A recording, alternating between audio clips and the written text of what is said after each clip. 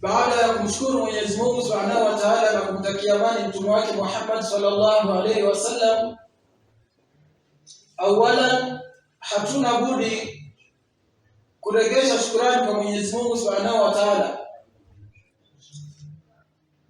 kwa neema mbalimbali ambazo kwamba ametuneemesha ndani yake, kwa neema mbalimbali ambazo kwamba ametumiminia, pamoja na kuelewa ya kwamba katika hizo neema kuna nyingi ambazo kwamba hatuzijui na kuna nyingi ambazo kwamba tunazielewa, kwamba tumeziona na tukazitambua kwamba ni neema zake. Kwa hiyo kwa vyovyote vile, iwe neema Mwenyezi Mungu tunazijua hatuzijui, tunafaa kusema alhamdulillah ala kulli neema,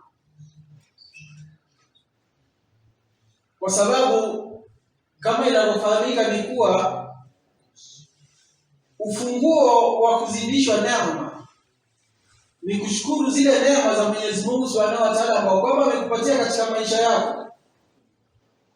Na ndio taona ilipokuja katika Al-Qur'anul Karim, Mwenyezi Mungu Subhanahu wa Ta'ala alipotueleza akasema, la in shakartum la azidannakum, kwamba Mwenyezi Mungu atambia kuwa la in shakartum, hakika mkishukuru, basi asema la azidannakum, hakika nitawazidishia. Maana yake ukiangalia aya namna ilivyokuja,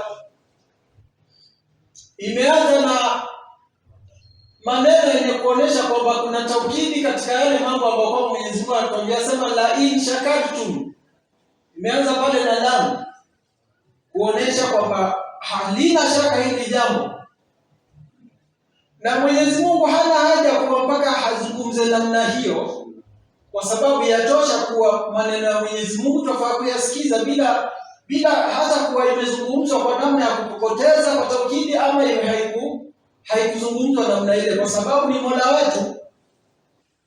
Lakini ukiangalia aya inayokuja imesema kwa la in shakartum, hakika ikiwa mtakuwa ni wenye kushukuru, basi mbele pia ikaja na lamu tena ya kuonesha taukidi katika yale maneno, asema hakika pia mtawafanyaje, la azidannakum. Tena hii bado ikawa kuna nuni pale ya kuonesha azidi kukokoteza kwamba hakika atakuwa ni mwenye kutuongezea neema zake. Sasa kutokana na maelezo haya kama hii, unaona kuwa fadhila ama manufaa ya kuwa wewe umemshukuru Mwenyezi Mungu kwa neema hairudi kwa Mwenyezi Mungu Subhanahu wa Ta'ala.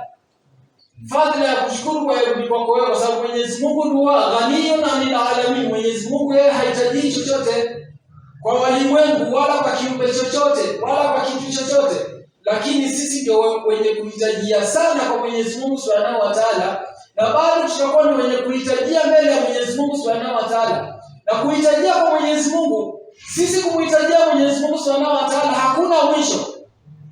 Fi dunia tunamhitajia na bado fi akhirah tunamhitajia zaidi. Sasa ndio lazima kila tukianza mazungumzo yetu ni muhimu sana tukumbushane kwa lazima sisi kama Waislamu tuwe wenye kushukuru neema ya Mwenyezi Mungu Subhanahu wa Ta'ala, neema za Mwenyezi Mungu ambazo kwamba ametupatia. Na ikiwa tu kushukuru, basi katika hiyo aya Mwenyezi Mungu Subhanahu wa Ta'ala ataonyesha kwamba adhabu yake ni kali mno.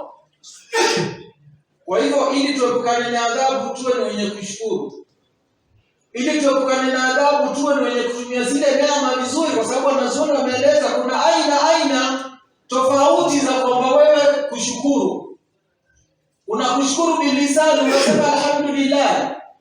Kisha kuna kushukuru kwa vitendo vyako, ukawa kwamba ile neema umeitumia namna ambayo kwamba Mwenyezi Mungu Subhanahu wa Ta'ala anataka, basi neema kama ile utakuwa umeshukuru kwa vitendo.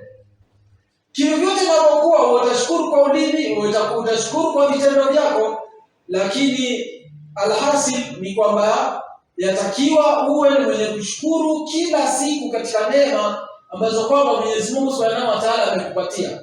Na kama nilivyoanza kueleza, ni kwa faida yarudi kwako wewe mwenyewe binafsi, hairudi kwa mtu mwingine, wala hairudi kwa Mwenyezi Mungu Subhanahu wa Ta'ala.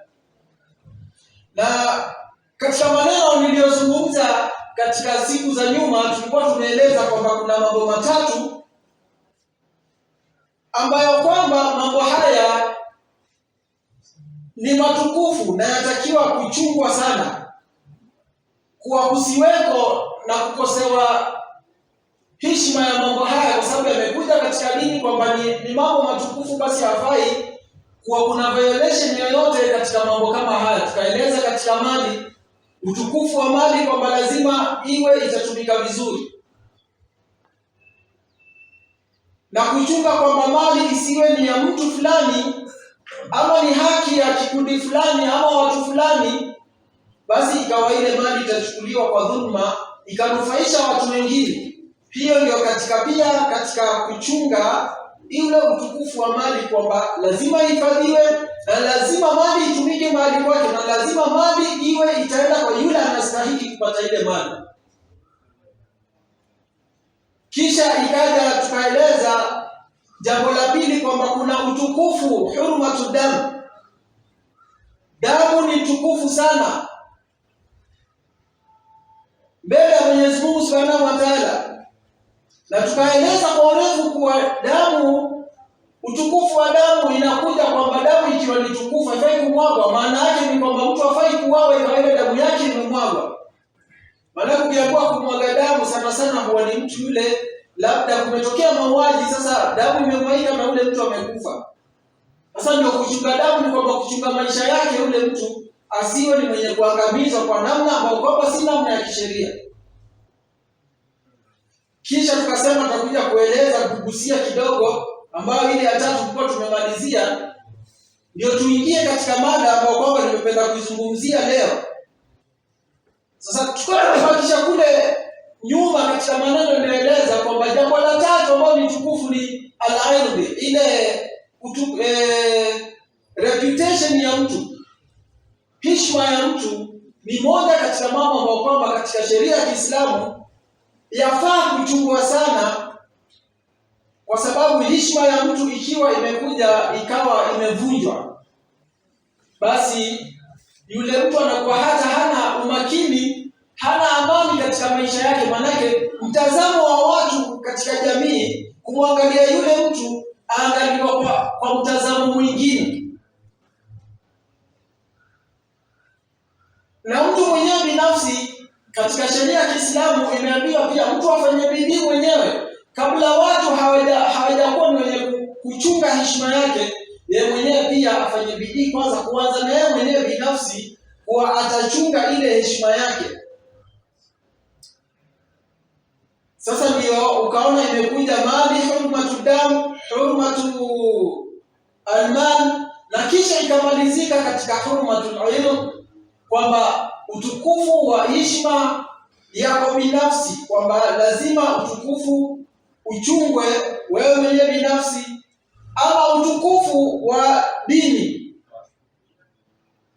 heshima ya dini pia. Dini ina heshima yake, lazima kwa watu wapatikane waelewe kwamba lazima kuna mambo fulani tukiyafanya katika dini tunakuwa tumevunja ile heshima ya Uislamu. Kisha kuna bado kizungumzia katika ardhi inakuja bado kuna heshima ya wazazi, lazima huo utachunga heshima ya wazazi. Bado pia kuna heshima ya walimu.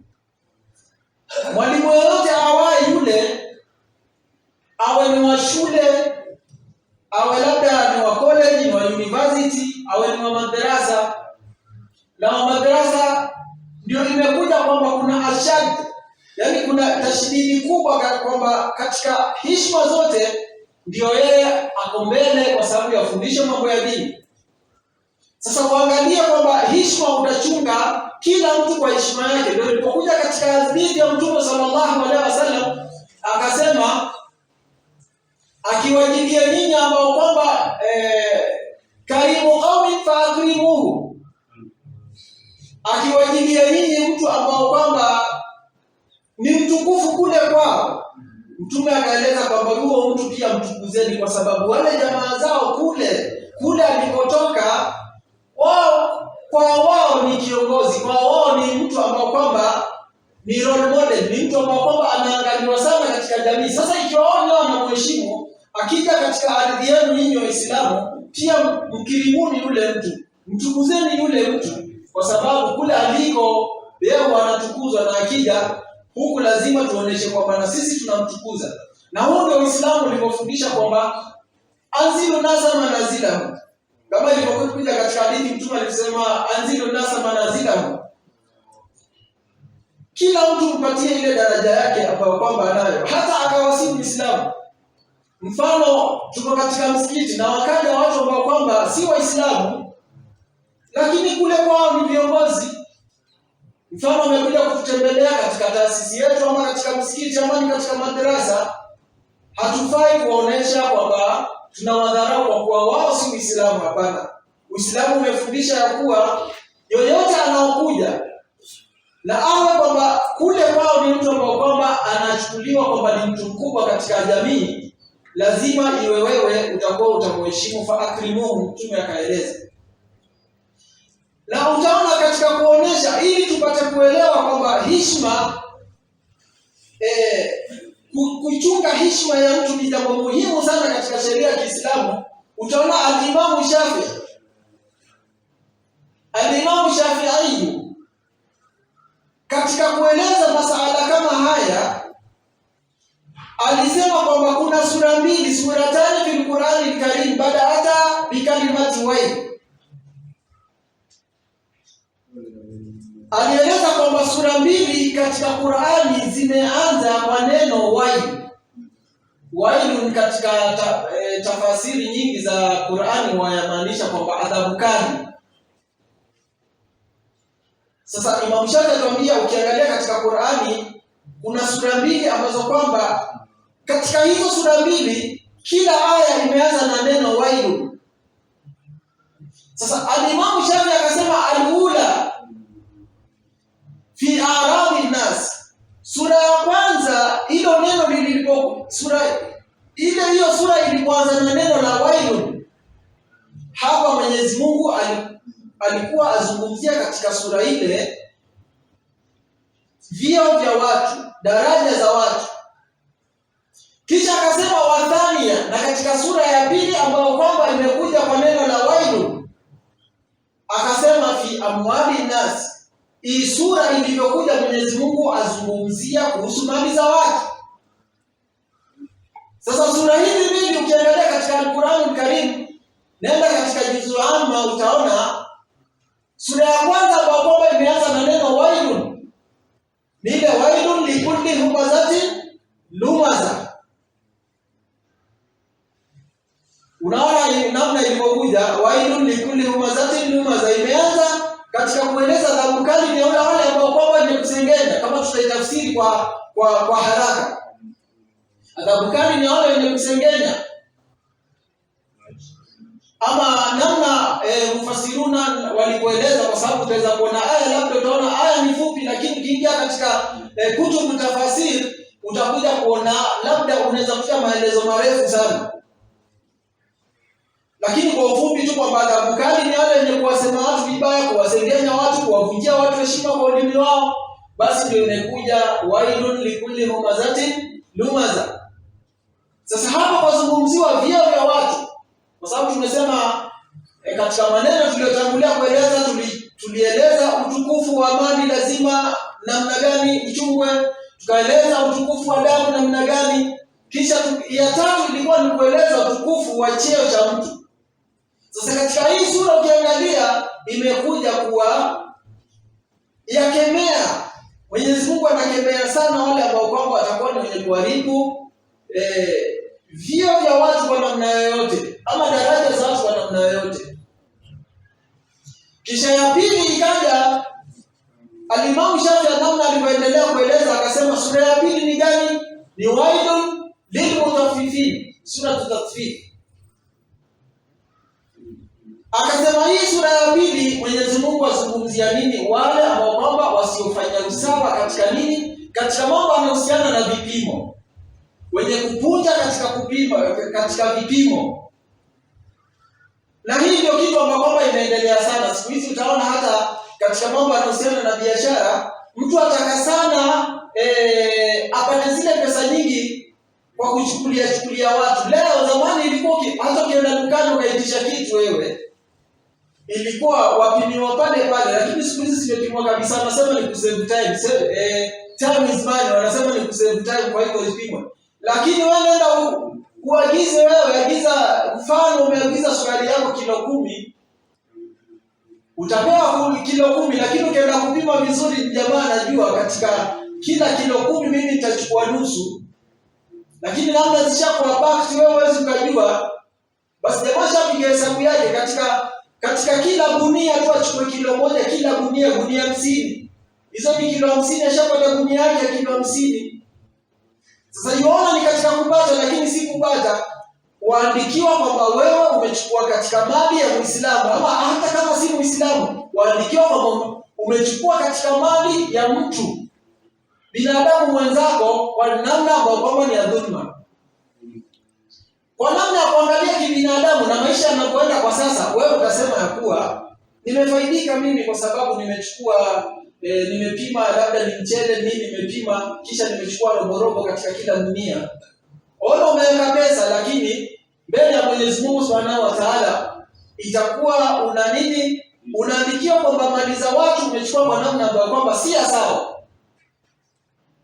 Sasa kwa namna hiyo ndio nikasema kwamba hapa Al-Imam Shafi alikuwa anataka kututahadharisha ya kuwa tuchunge sana katika mambo yanayohusiana na mali za watu, na tuchunge sana katika mambo yanayohusiana na daraja za watu na vyeo vya watu. Ikiwa mtu ni rais, mheshimu kwa kuwa ni rais. Ikiwa ni gavana, ni nani, ni ustadhi, ni mfanyabiashara mashuhuri, lazima ile heshima ipatikane katika jamii kwamba huyu ni rais wetu, ama huyu ni kiongozi wetu, ni MC wetu, ni nani wetu, basi ni mzee wetu wa mtaa.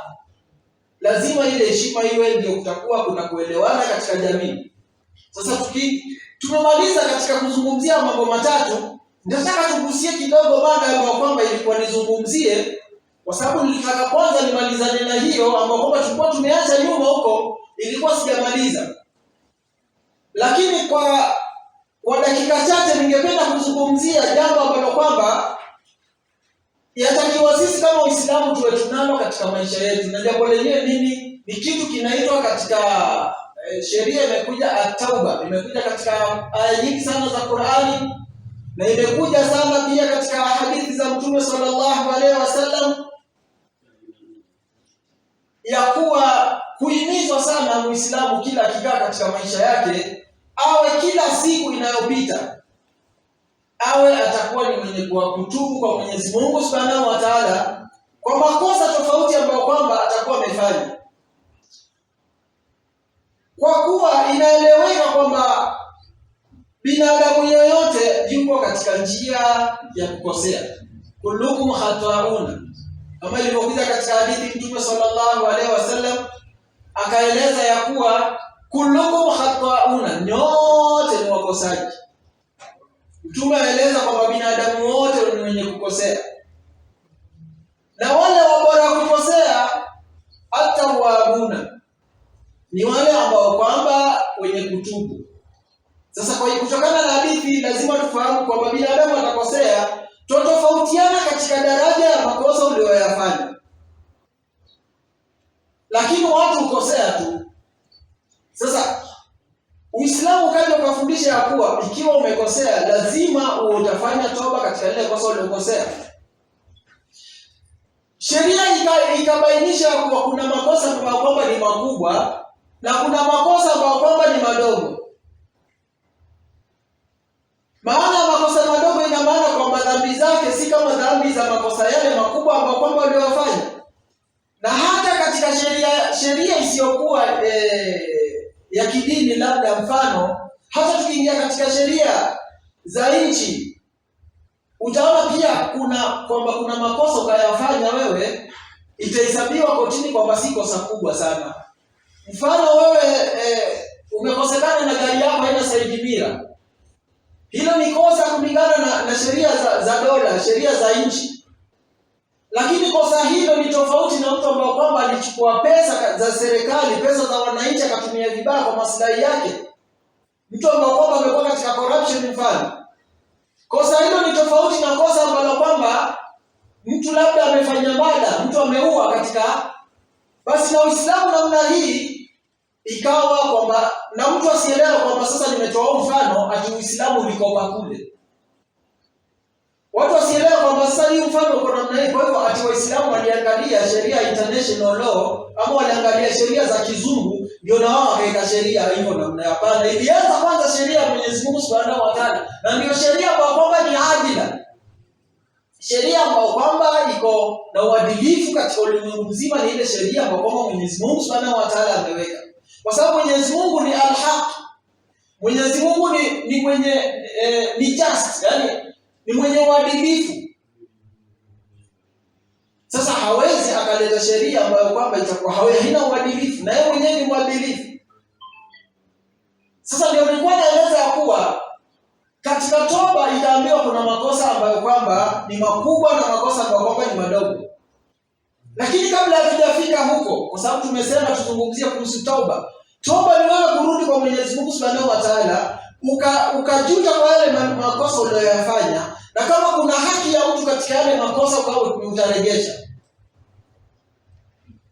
Kwa hiyo mwanzo kwanza wanazuoni wamekubaliana na wakasema ya kwamba toba ni lazima, wajiba. At-taubatu wajibatu likulli dhanbi. Kutubu kwa Mwenyezi Mungu Subhanahu wa Ta'ala ni lazima.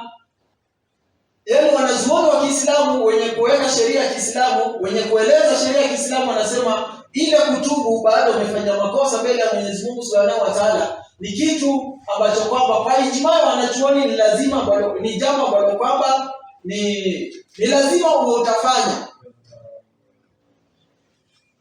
Na wanazuoni wakatupambanua ya kuwa katika hii huku kutubu, ukiamua kurudi mbele ya Mwenyezi Mungu Subhanahu wa Ta'ala, umuombe msamaha kwa makosa uliyofanya, kuna shuruti ambazo kwamba zitaangaliwa. Katika hizo shuruti tukianza kueleza ya kwanza, ikaambiwa ikiwa kosa umemkosea Mwenyezi Mungu mwenyewe, basi mpaka Mwenyezi Mungu kukusamehe kuna conditions ambazo kwamba ziko, kuna terms and conditions. Tunaona katika mambo ya kibiashara utaelezwa mambo kisha unaambiwa terms and conditions apply. Kwamba hii kitu ni hivi, lakini ni hivi subject to terms fulani na conditions fulani kutekelezwa. Basi na toba nao ndio namna hii. Mwenyezi imewekwa kwamba Mungu hawezi kukusamehe kitu ulichomsamehe mpaka kupatikane mambo fulani uyafanye wewe, ndio sasa akubali kule kurudi kwake na kule kutubu kwake. Wanazuoni wakaeleza kwanza, wakasema la kwanza an yuqliya lil masi.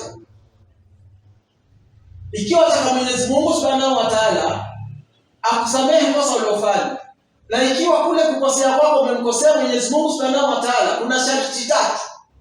Ya kwanza utoke katika yale maasi ambayo kwamba unayafanya. Ikiwa kosa lako umekosea Mwenyezi Mungu linahusiana na mambo ambayo kwamba Mwenyezi Mungu amekataza, na uka umefanya yale mambo, basi Mwenyezi Mungu Subhanahu wa Ta'ala hawezi kusamehe mpaka kwanza utoke kwenye ile dhambi unafanya, kwa sababu utakuwa ni contradiction ya hali ya juu kwa wewe wataka msamaha na bado unaendelea katika yale madhambi unayofanya.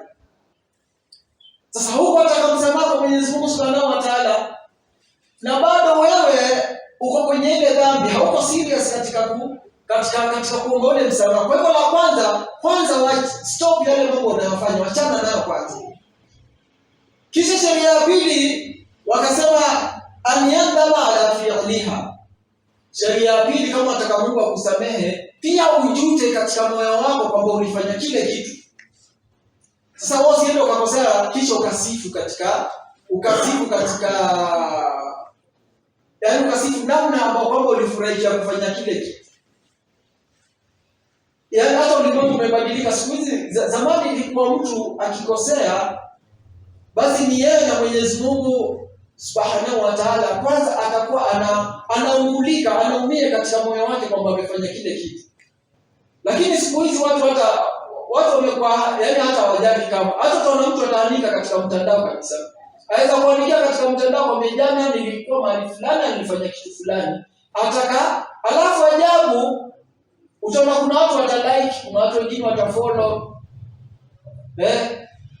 Kuna atibai yani kuna imekuwa kuna atibai, kuna wafuasi katika maasiya. Sasa wewe Mwenyezi Mungu sheria iliyowekwa ni kwamba ukikosea juta kwamba umeifanya, kuwa katika moyo wako unajuta. Na ndio unaona ilipokuja katika hadithi nyingine ilipoelezwa kuna watu ambao kwamba siku ya kiyama Mwenyezi Mungu atawafanyaje? Atawapa msamaha. Kwa sababu gani? Kwa sababu ya mambo aliyoyafanya. Mmoja katika hao mambo ni mmoja mtu ambao kwamba aliketi akafikiria madhambi yake. Kisha alipofikiria yale madhambi na akaanalyze ile adhabu ambayo kwamba Mwenyezi Mungu aweza akampa kulingana na yale madhambi aliyofanya, yule mtu baada ya huo mtazamo na kukaa chini na kufanya fikra, akaona kwa amemkosea sana Mwenyezi Mungu. Basi akasikitika sana na akaogopa Mwenyezi Mungu Subhanahu wa Ta'ala mpaka akatoka nichozi. Basi ukatoka nichozi kwa sababu ya dhambi uliyofanya.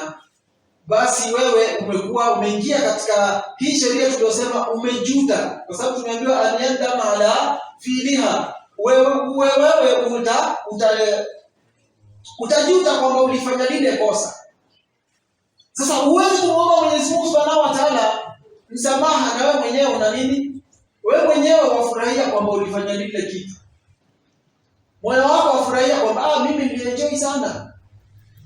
Sasa furahia kwamba ulienjoy na bado atakamsamaha mbele ya Mwenyezi Mungu Subhanahu wa Ta'ala. Yaani umefurahia kumkosea Mwenyezi Mungu Subhanahu wa Ta'ala. Sasa wanachuoni wakasema kwamba ya kwanza, sheria ya kwanza kama unataka Mungu akusamehe, toka kwa madhambi. Sheria ya pili, juta kwamba umefanya yale madhambi. Na ndio ilipokuja katika hadithi ndogo tu. Hatusemi ni ndogo kwa kudharau, hapana. Ni ndogo kimaneno kwamba ni maneno mawili, anadamu tauba. Ilipokuja katika hadithi kwamba kujuta, kule kujuta yenyewe Mtume sallallahu alaihi wasallam atuambia anadamu tauba, kule kufanya kosa kisha ukajuta kwamba kwa nini mimi nimefanya hivi, na ukawa sincere katika moyo wako unajuta, basi Mtume atuambia ni tauba. Umeanza ni moja katika aina za kutubu mbele ya Mwenyezi Mungu Subhanahu wa Ta'ala. Kisha sheria ya tatu katika kuonesha ikiwa kosa linataalaka na haki ya Mwenyezi Mungu Subhanahu wa Ta'ala, sheria ya tatu wanazuoni wakatueleza wakasema aniazima alla yaudu ilaiha abada. Uwekenia katika moyo wako kwamba hautarudi kwenye yale makosa tena. Usitubu mbele ya Mwenyezi Mungu Subhanahu wa Ta'ala, lakini katika moyo wako bado unasema mimi nikipata chance kama ile nitaifanya tena. Hapana. Weka nia kwamba mimi kweli nimekosea mbele ya Mwenyezi Mungu Subhanahu wa Ta'ala. Mwenyezi Mungu nakuomba unisamehe kwa kitu nilichokifanya. Kisha katika moyo wako uweke nia kwamba hutafanya lile kosa tena. Sasa hizi sheria tatu zikipatikana, ndio wanazuoni wametueleza ya kuwa wewe kutubu mbele ya Mwenyezi Mungu Subhanahu wa Ta'ala, itakuwa Mwenyezi Mungu amekubali kule kurudi kwako kwake yeye. Nafikiri hapo mpaka hapa tumefahamiana kwamba tauba ina sheria zake. Mungu hawezi akaikubali mpaka mambo haya yapatikane. Na si toba peke yake, utaona katika ibada, iwe ni swala, kila kitu Mwenyezi Mungu ameweka katika ibada, hawezi kuikubali isipokuwa kwa nini? Kwa mambo fulani. Ukija kwenye swala kuna faradhi za swala, kuna shuruti za swala, kuna sunna za swala, kuna baadhi swalati, yani kuna mambo mengi katika swala. Ukija katika kufunga kuna sheria zake. Mungu hakubali kufunga kwako isipokuwa kwa kitu fulani.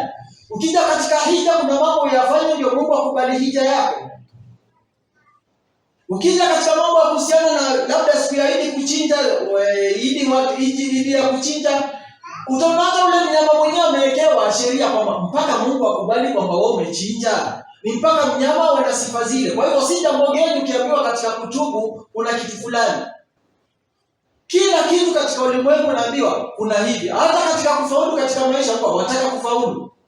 Wataka kufaulu, fuata njia hii na njia hii na njia hii. Kwa hivyo kila kitu kina sheria zake kwa kwamba zimewekwa.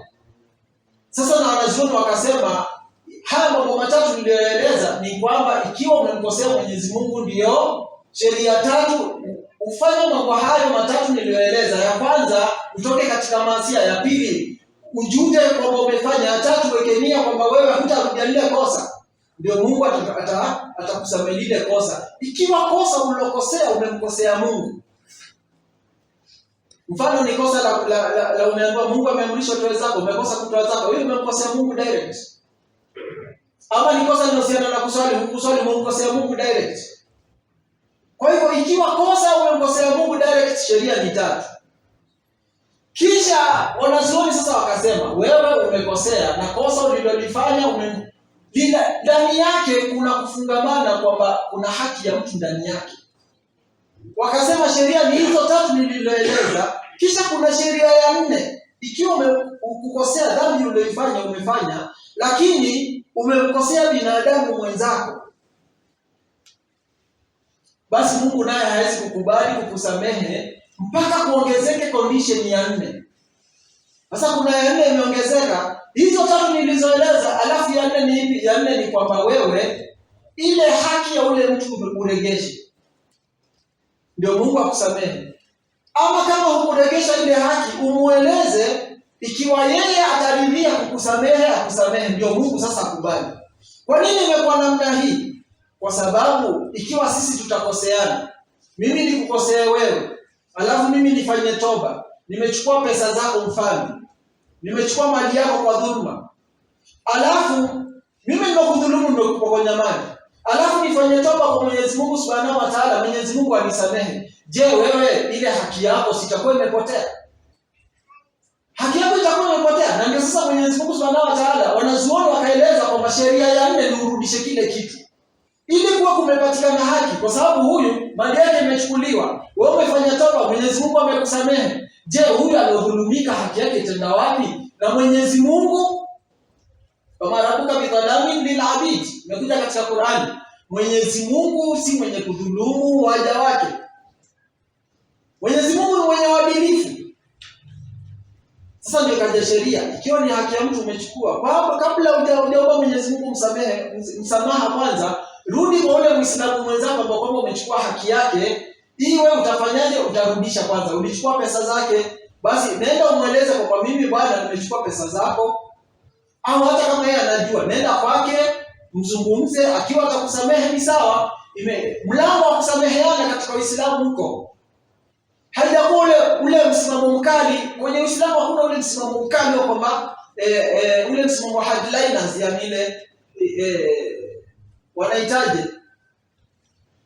radicals, yani unapata, yani wewe ule msimamo mkali katika dini hakuna. Kwa sababu Mtume ashatwambia katika dini yusru, dini ni nyepesi. Sasa itakuwaje kuwe kuna msimamo mikali katika sheria za Kiislamu? Hakuna msimamo mikali. Hata kuna wengine wanasema sheria ya Kiislamu bwana ni ngumu sana bwana. Mtu bwana akiua wao, hii sheria ni bwana ni kali sana hivi. Hapo kuna wepesi katika nini? Mtu amemuua mwenzake, imebainisha kwamba amemuua kweli. Sheria ya Kiislamu inasema uawe hata yeye. Sasa kama umemuua mtu na wewe uawe, watu wote walio katika jamii, kila mtu ataogopa kuua. Kwa sababu gani? Ajua wewe, mimi nikimuua mtu mimi nitauawa. Sasa nafuu katika jamii imepatikana, na kila mtu anaogopa kufa sasa. Lakini wewe ukimuua mtu, uende katika court compromise, utoe pesa, ile kesi ipelekwe hivi. Je, ule mtu aliyokufa atakuwa amepata haki kweli? Familia ile itabakia na kulia. Ndio Mwenyezi Mungu katika masala ile wala fil qisas hayatun, ndio kaja katika kwamba nyinyi mtapata kuishi katika ulimwengu ukiwa kuna hii qisas kufanyika. Mtu ameua auawe. Sasa tukirudi katika mada yetu ya kueleza ikiwa ni haki ya mtu lazima uregeshe. Katika mada yetu ambayo tunaeleza kwamba takwa shuruti za wewe Mwenyezi Mungu kukubalia wewe toba yako, ya 4 ni kwamba regesha mali ya mtu. Ni mali ulichukua, regesha. Watu baadaye mtakuuliza, je, Sheikh Ustadhi, ikiwa mimi mfano nimedhulumu mtu na mke wake, labda mimi kisirisiri mimi nimeenda nikapiga ngoma za kitamaduni na mke wa mtu, sasa itakuwaje sheria yake? Na mimi naogopa kwenda kumwambia. Sheria asema uende umwambie. Ndio utariski, lakini lazima uende umwambie. Lazima uende umwambie, bwana, mimi nimekuwa na uhusiano na mke wako. Sasa yeye mwenyewe ataangalia, atakusamehe sawa. Hakukusamehe pia ni haki yake kwamba akuchukulie sheria ile ambayo kwamba atachukua. Lakini ni makosa. Lakini sheria hapo imechunga. Huwezi sema kwamba wewe umechukua mke wangu, si ndio? Ngoja. Na mimi wewe amechukua mke wangu na mimi pia nitachukua mke wake. Sheria yetu namna hiyo. Huwezi kosa ukafanya solution ya kosa ni kosa lingine juu yake. Hapana. Kuna vile sheria ambayo kwamba imeeleza, na sasa ndio nimependa kueleza ya kuwa nimepiga tu mfano kuwa mfano mtu hata kama umedhulumu mke wa mtu, umechukua mke wa mtu pasina haki, lazima uende umueleze. Mungu anaweza kukusamehe ile kosa kabisa, kwa sababu ikiwa umemkosea, je, ile haki ya yule mtu mke wake umemchukua, ule mtu si atakuwa amedhulumika? Sasa katika hiyo sheria kweli itakuwa ina uadilifu ndani yake?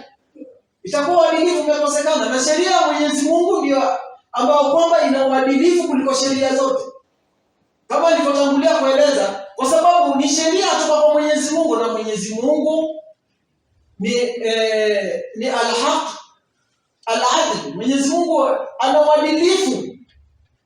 Sasa lazima ile sheria yake pia iwe na uadilifu ndani yake. Sasa wanazuoni wakaeleza, ikiwa wataka Mungu akubali kusamehe ikiwa umemkosea, sheria ni 3. Toka kwenye mawasia, juta kwamba umefanya, na 3, weka nia kwamba utafanya. Lakini kama ulimkosea, ile dhambi umefanya imeshikana na haki ya binadamu mwenzako, kuna sheria ya 4, rudisha ile haki ambayo kwamba ulifanya.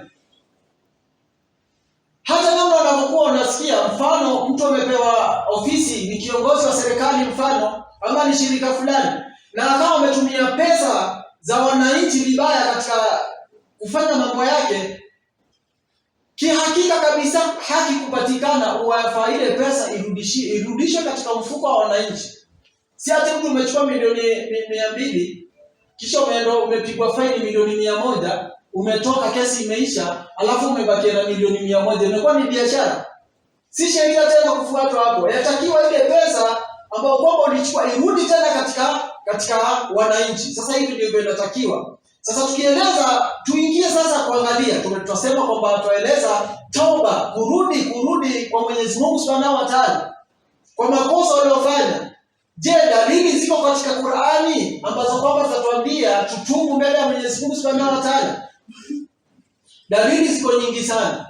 Ayati zilizokuja katika Qur'ani kueleza mambo yanayohusiana na mtu kutubu, kumuomba Mwenyezi Mungu Subhanahu wa Ta'ala msamaha kwa makosa aliyofanya, ayati ni nyingi.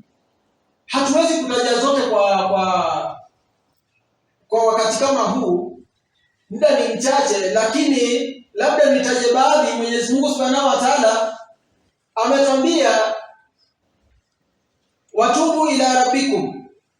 Mwenyezi Mungu Subhanahu wa Ta'ala ametueleza katika ayati ambazo kwamba ni mojawapo katika hizo aya. Tukiingia katika sura Nuh, utaona wakati Nabiiullah Nuh alikuwa anazungumza na watu wake kuwalingania, asema faqultu astaghfiru rabbakum innahu kana ghafara. Katika jumla ya mambo ambayo kwamba Nabiiullah Nuh aliwaeleza watu, mmoja wao aliwaambia faqultu astaghfiru rabbakum innahu kana ghafara. Moja katika mambo aliwaambia istaghfiru rabbakum, takeni msamaha kwa Mola wenu. Sasa dalili ya kwanza kwamba lazima watu, any society, jamii yoyote lazima iwe itataka msamaha kwa Mwenyezi Mungu kwa makosa ambayo kwamba umefanya. Na Nabiiullah Nuh ni mmoja katika wale manabii ambao kwamba alipata shida sana. Alifanya dawa miaka mingi sana, lakini wanazuoni wa historia wanaeleza kwamba katika miaka zaidi ya 900 alioishi, watu 80 tu walikubali. Wewe fikiri umefanya kazi ya uko mahali msikitini, Mungu amekupa umri ufanye miaka 300 au miaka 500, kisha katika ile jamii only 80, watu 80 ndio wamekubali peke yake.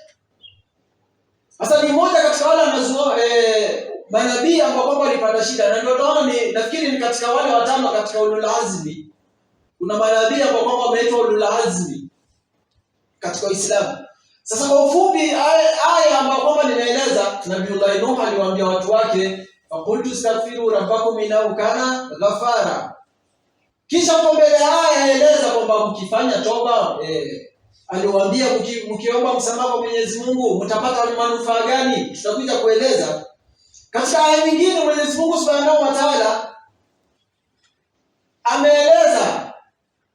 ametaja kwamba tutatubu kwake yeye. Asemaje Mwenyezi Mungu Subhanahu wa Ta'ala? Katika hii aya Mwenyezi Mungu Subhanahu wa Ta'ala asema, istaghfiru rabbakum thumma tubu ilayhi. Katika Qur'ani imekuja Mwenyezi Mungu Subhanahu wa Ta'ala asema, istaghfiru rabbakum, mtakeni Mwenyezi Mungu msamaha, thumma tubu ilayhi, kisha mrudi kwake yeye. Hii ni katika aya. Katika aya nyingine Mwenyezi Mungu Subhanahu wa Ta'ala asema, ya ayyuhalladhina amanu tubu ila Allahi tawbatan nasuha. Hii imekuja katika sura At-Tahrim. Mwenyezi Mungu asema, ya ayyuhalladhina amanu, enyi mlioamini, tubu ila Allahi tawbatan nasuha.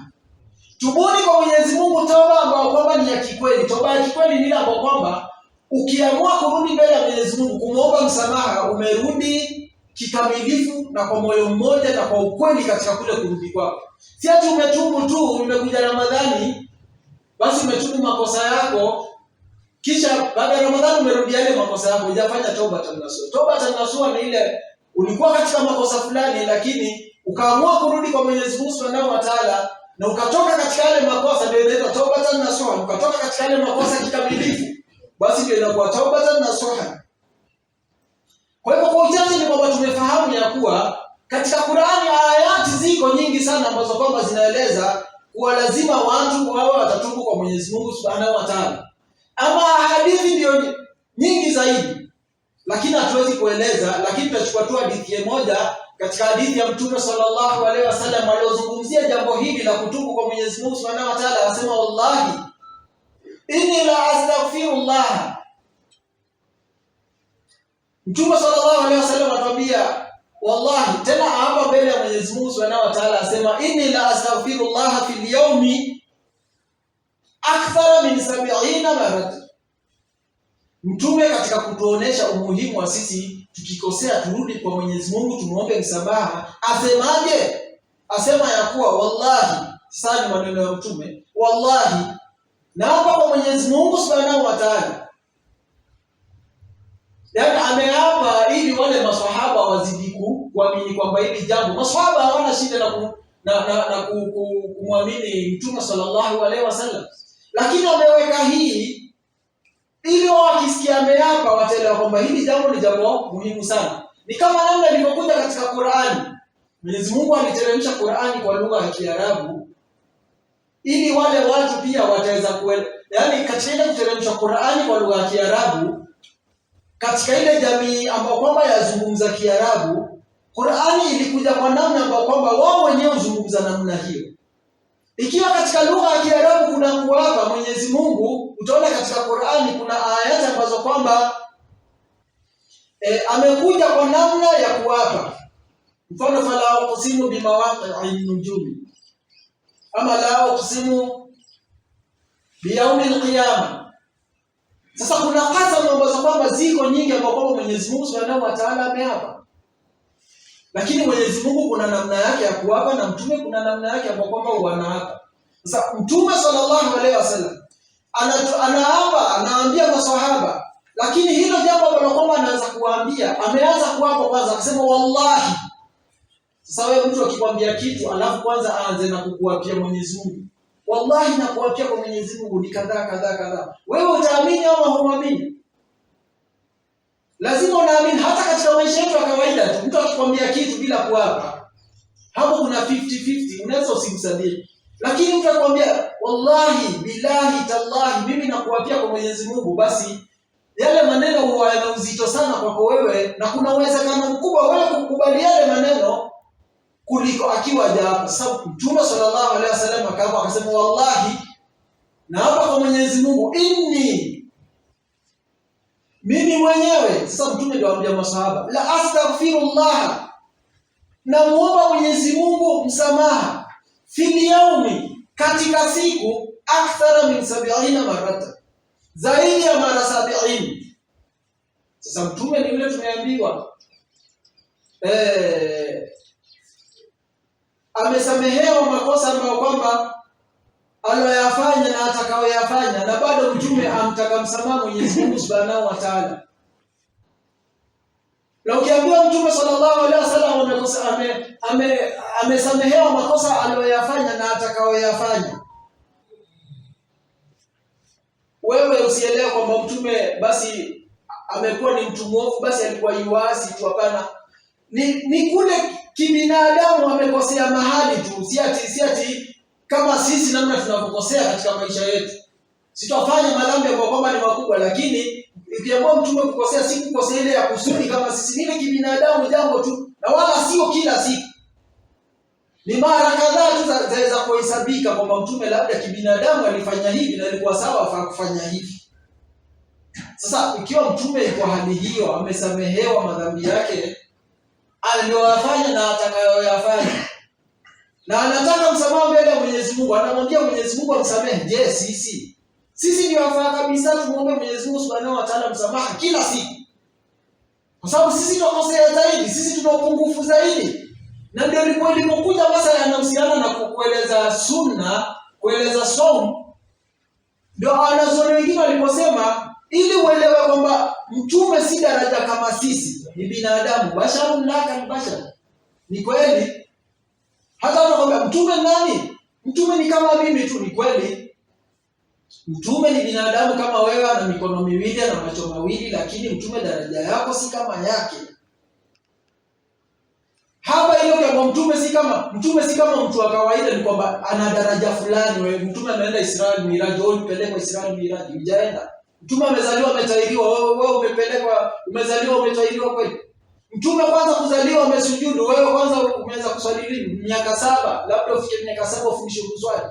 Sasa kuna mambo fulani yamemfanya mtume awe ni bora, ndio wale watu wakisema kwamba mtume ni bora, ni basharun la kal bashar, ni binadamu ndio, lakini si kama si binadamu, uelewe kwamba ni daraja fulani. Sasa ndio nasema kuwa ikiwa mtume ana daraja hizi na Mwenyezi Mungu Subhanahu na mtume mwenyewe atuambia anaomba msamaha kwa Mwenyezi Mungu Subhanahu wa Ta'ala, je, sisi hapa tukosea kila siku? Kiakili lazima ufahamu kuwa sisi tuna umuhimu zaidi kumuomba Mwenyezi Mungu Subhanahu wa Ta'ala msamaha katika yale madhambi ambayo tunafanya. Hii mada hatujaizungumza kwa undani sana kwa sababu ya muda. Labda nikomee hapa, tutakuja kuendelea kuieleza katika muda mwingine insha Allah Taala, sababu muda umesonga. Kwa ufupi tu tumeelewa ya kwamba jambo la kuomba msamaha kwa Mwenyezi Mungu, kutubu kwa makosa yetu, jambo muhimu sana, lazima tuwe nalo katika maisha. Ukifanya dhambi, umeteleza, umefanya, basi urudi kwa Mwenyezi Mungu Subhanahu wa Ta'ala. Wala usiwe wa kufanya kwa kusudi. Useme wacha mimi nifanye makusudi alafu niombe msamaha, hapana. Itokee tu kibinadamu umekosea, sasa rudi kwa Mwenyezi Mungu Subhanahu wa Ta'ala.